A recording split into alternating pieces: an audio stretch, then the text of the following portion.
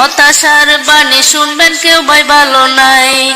ইমাম সাহেব যদি বলে বেতন বেশি লাগবে, আপনারা তো হুজুর মানুষ, আল্লাহ বরকত দিবে।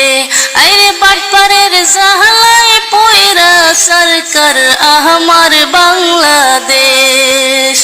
আইরে দান্দাবাজের জাহালাই পয়রা সরকার মুহুদের বাংলাদেশ।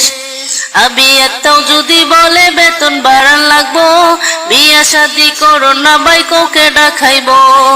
বিবাহিত যদি বলে বেতন বাড়ান ভাই, আল্লাহর হাতে রিজিক রে ভাই তোমার চিন্তা নাই।